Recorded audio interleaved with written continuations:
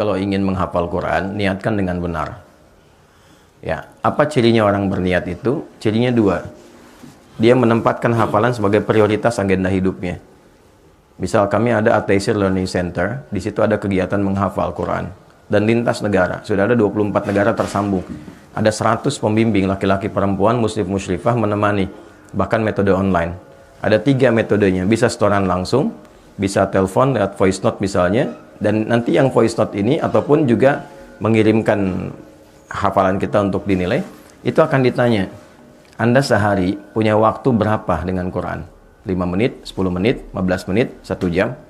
Nanti dihitungkan, Anda akan hafal Quran dalam durasi sekian bulan, sekian tahun. Kalau Anda 5 menit, ini hafal Quran dalam durasi sekian tahun misalnya. Dihitung sampai ke situ. Tapi nanti alokasi yang telah Anda siapkan itu ada konsistensi. Siap nggak dihubungi jam sekian yang Anda kosong itu? Itu terus diingatkan demikian. Nah, kalau orang sudah berniat, maka mesti ada prioritas agendanya. Ketika Anda menempatkan misal saja jam 19.20 untuk murajaah, konsisten murajaah di waktu itu. Paksain diri kita untuk hadir di situ. Itu latihan pertama sampai mendapatkan kenikmatan mengulang. Kalau sudah nikmat, itu lintas waktu, lintas keadaan.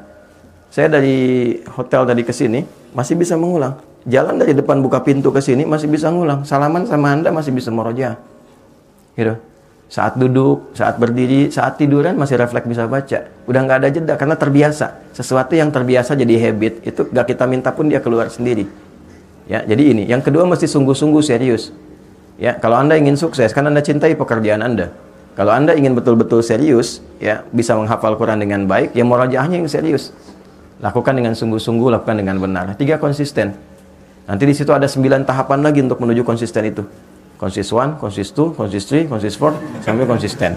Ya, tapi intinya cari motivasi yang terbaik. Anda kenapa menghafal Quran? Kenapa menghafal Quran? Anak saya alhamdulillah sudah mampu. Anak saya yang menghafal Quran. Nah, ini yang saya maksudkan gini. Yang saya maksudkan ada yang dikerjakan anak, tapi yang didahului orang tua. Ada sebaliknya. Ada yang dikerjakan orang tua, tapi investasinya lewat anak. Kalau ingin anak Anda soleh, maka orang tua berubah jadi soleh dulu. Kalau ingin anak menjadi penghafal Quran, maka orang tua berusaha untuk berinteraksi dengan Quran dulu. Walaupun hanya sekedar baca. Anda pernah dengar kisah Mu'adz gak? Mu'adz itu orang Mesir. Matanya nggak bisa lihat. Usianya 4 tahun. Bapaknya orang biasa, cuma punya motor bekas.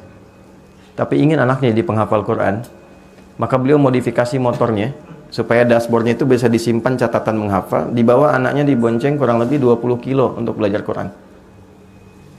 Anaknya yang disimpan, bapaknya berusaha membiasakan diri walaupun hanya baca. Ulang, dia catat apa yang dihafal, kemudian disimpan di dashboard itu. Sambil jalan anaknya suruh baca, 20 kilo pulang, pergi, bapaknya nyimak begini gitu. Bacaan ayahnya nggak sebaik anaknya. Hasilnya apa? Anaknya hafal Quran, ayahnya tidak.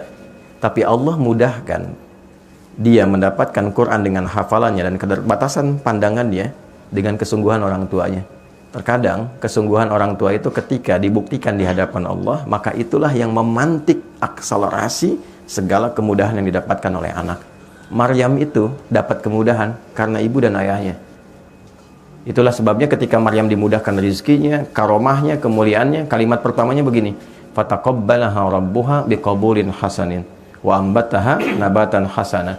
Maka ikhtiar orang tua itulah aku terima yang menjadikan Maryam menjadi istimewa. Jadi istimewanya Maryam itu karena Imran dan Hanahnya.